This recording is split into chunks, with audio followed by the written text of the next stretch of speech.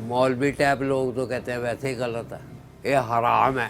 मैं बचपन से जो है ना अपनी सराउंडिंग्स में जो है ना ये बातें सुनता हुआ आया था कि भाई तुमने जो है मौसीकी की तरफ नहीं जाना, तुमने फिल्मों की तरफ नहीं जाना, तुमने आर्ट की तरफ नहीं जाना। और क्यों नहीं जाना भाई? ये अच्छा काम नहीं है। अच्छा काम क्यों नहीं है? ये तो मरासियों का काम है और इसमें तो मतलब हमारा जो कल्चर है हमें इस चीज़ की इजाज़त नहीं देता।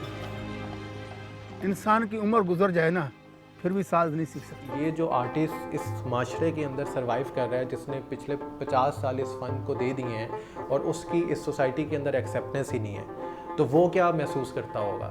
और इस फिल्म के अंदर हमने वही कोशिश की है कि उस आर्टिस्ट की जो जर्नी है उसको सामने लाया जाए। हमारे मुल्क के आखिरी सरिंदा प्लेयर रह गए। अब इनको भी अगर हमने डॉक्यूमेंट नहीं किया तो हम ज्यादती करेंगे अपनी सकाफत के साथ। नहीं देखिए, वही, लेकिन आपकी सकाफत देर तक नहीं है।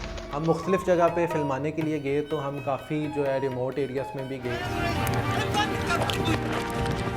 मेरे लिए शॉकिंग एलिमेंट उसके अंदर ये था कि ये नौजवान आके हमें बता रहे थे कि भाई ये मौसीकी और ये चीज़ें जो है ये आप नहीं कर सकते हैं, आप इनको बंद करें। भाई क्यों बंद करें? ये हमारी सकाफ़त का हिस्सा नहीं है। इंडस ब्लूज़ में जहाँ पे हमने कुछ इश्यूज़ को हाईलाइट किया है जिनकी वजह से ये म्यूज़िशंस या ये साज़ ख़त्म हो रहे हैं, उसके साथ साथ हमने जो पॉजिटिव एस्पेक्ट हैं, जो हमारी कल्चर की डाइवर्सिटी है, जो हमारी रिलीजियस डाइवर्सिटी है, उसको हमने सेलिब्रेट किया है। इस फिल्म के अंदर जो है आपको पूरा पाकिस्तान देखने का मौका मिलता है।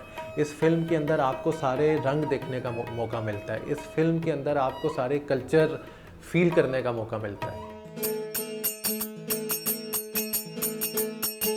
इंडस ब्लूज़ बेसिकली जो मैसेज है उसके अंदर वो ह्यूमनिज़म का मैसेज है, वो प्यार का मैसेज है, वो मोहब्बत का मैसेज है।